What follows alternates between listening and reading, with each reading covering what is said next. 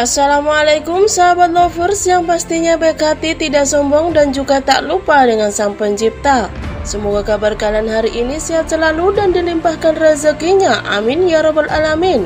Admin ucapkan terima kasih kepada sahabat lovers yang selalu senantiasa mengikuti informasi Subang yang channel kami sajikan.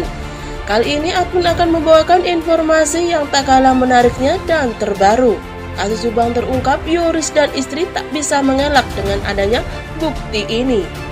Perkembangan kasus Subang, pembunuhan ibu dan anak yang ternyata Yoris dan istrinya adalah orang paling dekat di mana setiap mengisi waktu selalu bersama dengan kedua korban.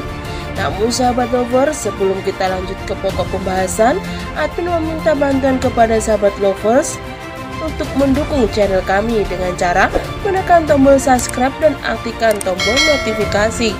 Jika sudah, admin ucapkan terima kasih.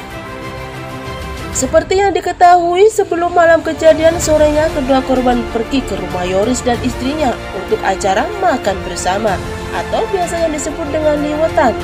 Di sana juga ada saksi Danu, namun anehnya kenapa Yoris dan istrinya serta Danu tidak membantu pihak penyidik agar segera terungkap dan mendapat petunjuk siapa tersangkanya.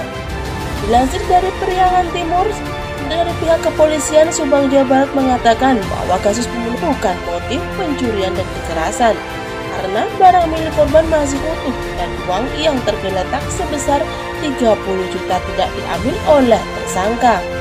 Hal ini yang menimbulkan banyak sekali asumsi serta dugaan orang terdekat yang melakukan tindak kejahatan pembunuhan ini. Bahkan juga pihak kepolisian Subang menduga adanya keterlibatan orang dekat kedua korban atau bisa dikatakan orang tersebut termasuk dalam lingkungan keluarga korban. Akan tetapi semua orang dekat dalam kasus ini yang menjadi saksi sudah diperiksa secara maraton oleh pihak penyidik kepolisian Subang. Pihak kepolisian tidak mendapatkan petunjuk apapun dari semua pernyataan atau kesaksian keluarga dekat kedua korban. Bukan tidak mendapat petunjuk, tetapi kepolisian Subang sudah mengantongi nama-nama yang diduga terkait dalam perkara tindak kejahatan ini. Hanya saja bukti yang belum didapat untuk menetapkan nama-nama itu. Ada beberapa orang dekat yang masih menjadi saksi terperiksa sampai saat ini. Dia adalah Pak Yosef, Yoris, Danu, dan serta istri Yoris yaitu Yanti Jubaidah. Dari beberapa nama ini ada yang meninggalkan jejak di TKP, dia adalah Pak Yosef dan Danu. Sedangkan Yoris dan Yanti tidak ada jejak sama sekali di TKP. Sungguh sangat aneh, kenapa orang yang paling dekat kedua korban tidak ada sama sekali meninggalkan jejaknya di TKP. Bahkan juga di area mobil Alphard yang setiap hari Yoris dan juga Yanti bersama kedua korban selalu menggunakan mobil tersebut.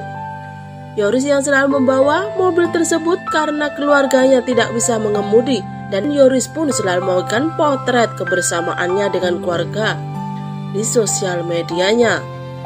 Namun belum diketahui siapa yang terakhir membawa mobil Alphard tersebut sebelum kejadian pembunuhan itu.